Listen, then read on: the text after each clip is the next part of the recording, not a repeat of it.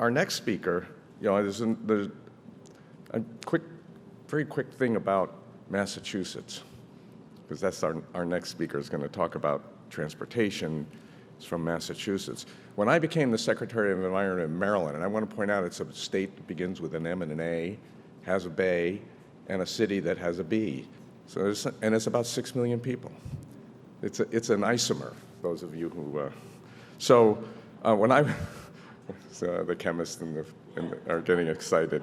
So when I was the Secretary of Environment there, one of the very first meetings I had was with Sue Tierney, who had Katie's job back in the 90s, and we sat there and tried to concoct, East Coast stuff. And I want to say it was the leadership of the whole state, and it continues today. And so we're going to talk a little bit about what's going on in the Northeast, and also particularly in Massachusetts. And I'm very pleased that Katie Theoharides is here to join us. She's the Secretary of Energy, Environmental Affairs in the Commonwealth of Massachusetts. I think it's one of the 3 states that's called a Commonwealth. I think it's 3. And as I just mentioned, and I wanted to do this, that there's a strong history here in Massachusetts of leadership on not just the state, but regional environmental issues. Because in fact, a lot of the New England area and Mid-Atlantic area, you really can't solve the problems yourself. You have to do it with the other states. Whether it's the Chesapeake Bay in Maryland, you got to have Pennsylvania do something. Whether it's air pollution, if the states in the Mid-Atlantic don't do something, the states in the Northeast are affected. And so that history, that culture of working on these problems together is one of the things that Massachusetts brings, and Katie exemplifies that work. And so, Katie, I'm going to invite you on up to give us a little guided tour of what's going on transportation and also in Massachusetts. Thanks. I keep forgetting. Well, good morning. Thank you, everyone. And thanks so much to Bob and to Jessica for the invitation and for bringing this great group of people together. It is always a true pleasure to be in a room of friends. And I consider you all friends. You're all working on this challenge. You are all using your best ideas, your energy, your blood, sweat, and tears to make a difference on this challenge. I do want to talk a little bit about the challenge we're seeing in Massachusetts, as well as the work we're doing on the transportation sector specifically, but it really has been just a tremendous opportunity over the last couple of sessions to hear what's going on in other states with other businesses across the region. In Massachusetts, climate change is something we approach in a very bipartisan manner. This is not a political issue. We've seen the impacts, we've seen the science, we know it's real, and we are moving forward very aggressively with a strong history behind us of addressing climate change. Where do I point this? Okay. Obviously, I don't have to tell anyone in this room about the impacts, but we've been seeing them now for some time, and they are diverse in terms of what they're bringing to our state, in terms of what they're bringing across the country. Everything from the spring of 2018, when we had 3 nor'easters back to back, having dumpsters floating down through the streets of Boston, to a hurricane in 2012 that actually floated a building down through the town of Shelburne Falls and closed restaurants and businesses for many months. And these impacts obviously are projected to grow, and so we're doing a lot on the resiliency end to learn to deal with these impacts. But our first line of defense, of course, is really mitigating the impacts. On the resiliency side, we launched a program in 2017, a partnership between state government and local communities. And I think what was most inspiring there is in less than 3 years, 82% of our communities across the state have come in and said, hey, we want to partner with the state. We want to plan to address resiliency and to build climate adaptation across our communities. Here's a look at what we're seeing in Massachusetts, both observed changes as well as changes that we expect to see by the end of the century. We're looking for around 7.5 degrees of warming by the end of the century. And obviously, average temperatures are not what affect us as much as changes like the one below, which is the number of 90-degree days in the summer. This one's really striking to me, and we've already seen it go up from, we have around 11 days above 90 in the summer in the Boston area, in a region that really doesn't have significant air conditioning yet, although it continues to increase. By the end of the century, we may see as many as 3 months of days above 90 degrees. So our entire summer may be above 90 degrees. And this really starts to hit home with populations that have respiratory illnesses and disease, with elderly populations, with children. I know the summer of 2018, the month of August, not only was it 90 degrees most days, but the nighttime temperature did not fall below 70. And for folks who don't have air conditioning, this is a big deal. Your body does not get to recover at night, and that sets you up for an even harder day the following day. I was 8.5 months pregnant, and we don't have air conditioning, so I felt this. I actually saw this is going to be a challenge going into the future.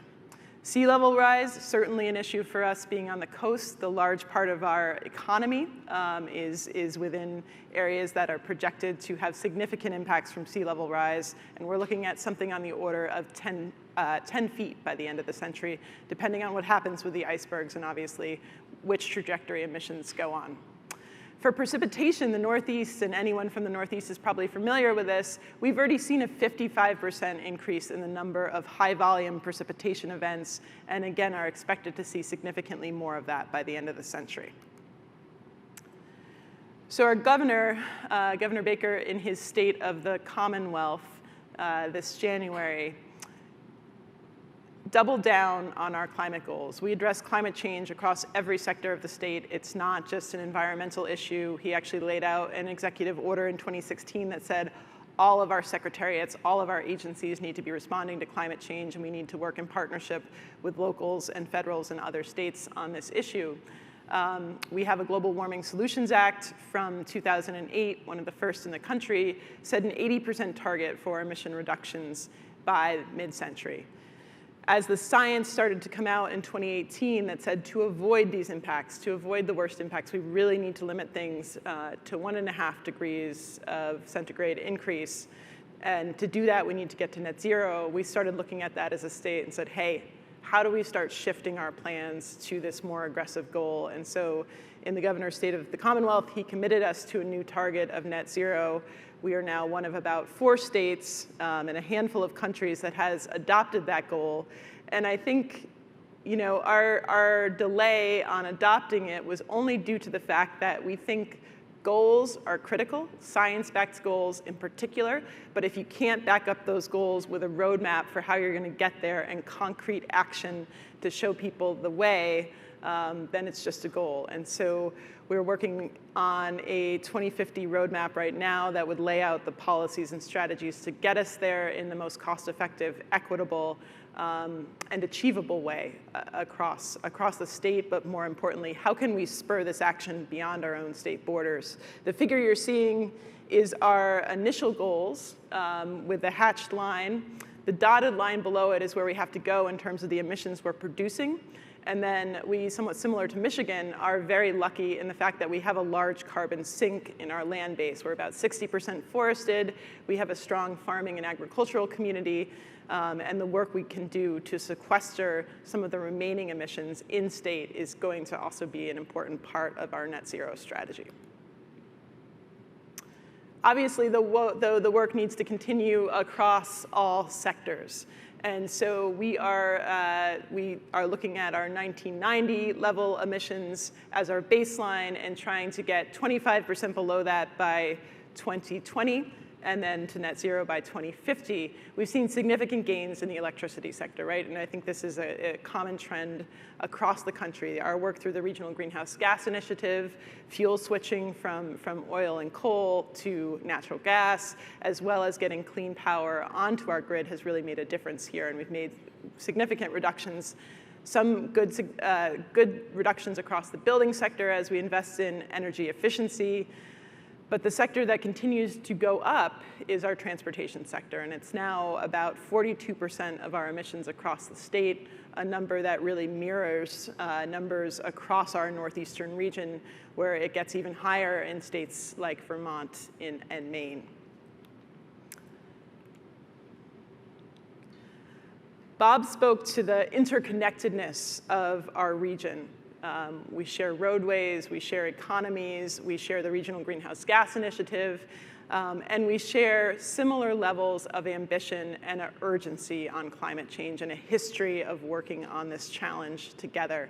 These are goals for the states that have been involved in the Transportation Climate Initiative, which I'm going to talk about more in a minute. But you can see that every state on this list has ambitious goals over the coming decade and into the middle of the century. And I think there is a strong realization in this group of states that A, we can't work on this by ourselves. In our region, we really need to work on this together. And B, this is the decade that we can't lose. We've lost a lot of decades, right? We're at the point where we have to start turning every dial, every knob we can turn, and working on this as it is a crisis, and there's really not any time left. And so that has led us, we've been working with the Georgetown Climate Center, some of us for over the last 10 years, but really more specifically in the last 5 to 3 years, on setting up a regional cap and invest program for the transportation sector. It's modeled very heavily on the success of the Regional Greenhouse Gas Initiative, but to give you a sense of the scale of the opportunity, so it's 12 states and the District of Columbia, and it's 72 million people, 52 million vehicles, and $5.3 trillion in GDP across the region. Even more importantly, the emissions that could be captured by this market are about 3.5 times the emissions that are captured under the Regional Greenhouse Gas Initiative market. So a really big opportunity to reduce emissions for our own state goals, but more importantly, to reduce emissions on a global scale. And then the investment side of this, when you set up a cap and trade program, you're looking at what can you do with the revenue that's generated. This is also significant. So somewhere on the order of around up to $5.5 billion annually. To give you a sense of that, the RGGI program, $3.3 billion over the 10-year life of the program. Or another way we think about this in Massachusetts is we got $76 million from the Volkswagen settlement. We were able to invest in clean transportation. So this money is really game-changing in terms of the investments we can make in bringing our transportation system into the future. Many of you know how cap and invest programs work. There's a cap on emissions. The allowances are traded. And the allowances are based on the carbon content of fuels. They're auctioned off, and then they can be invested by each state back into transitioning their transportation sector. And we see a lot of advantages over using a market rather than just looking at other mechanisms like a gas tax, for example. That has been something that's on the table as well. So the point of regulation here is far upstream. It's placed on the fuel supplier levels. Basically, the distributor who is removing it from the terminal rack is the person who's responsible for paying for allowances based on the fuel they're selling into a state and based on the carbon content of that fuel. This offers a lot of opportunities for innovation to reduce the costs for suppliers.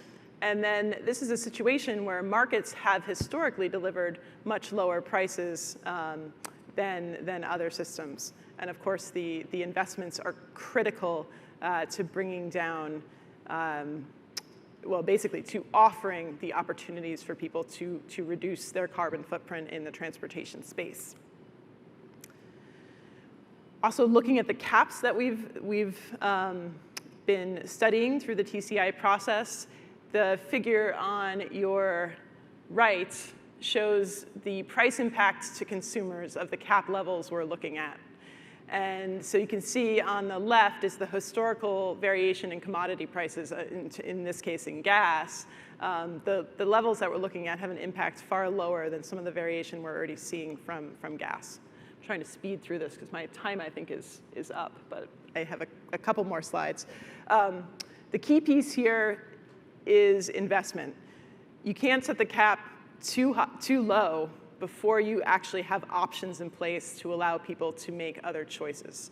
And so that is really where the opportunity lies here, not only for changing our infrastructure, for providing other options, but for really forging the innovation that we need to start transitioning people into a cleaner transportation space. We're certainly looking at everything on the table, from electrification of buses to rebates for EVs to things for rural communities like better internet connectivity. Some of the modeling we've done has looked at some of the numbers of things we can put out. In the first 10 years, 44,000 transit buses across the region, 84,000 electric trucks. And we are also seeing benefits, importantly, to the region in terms of public health and avoided climate change impacts. $10 billion in public health. This is really key to many of our cities, which are already overburdened by air pollution. This would have a significant public health benefit in addition to the avoided costs of climate change. Also has a rural component. We are all states that have significant urban cores, but also significant rural populations, agricultural centers, and places where the solutions to reducing transportation sector emissions are going to be very different than the solutions in urban communities. And so we've been working very hard to make sure the package of investments we're designing would have benefits for rural communities as well.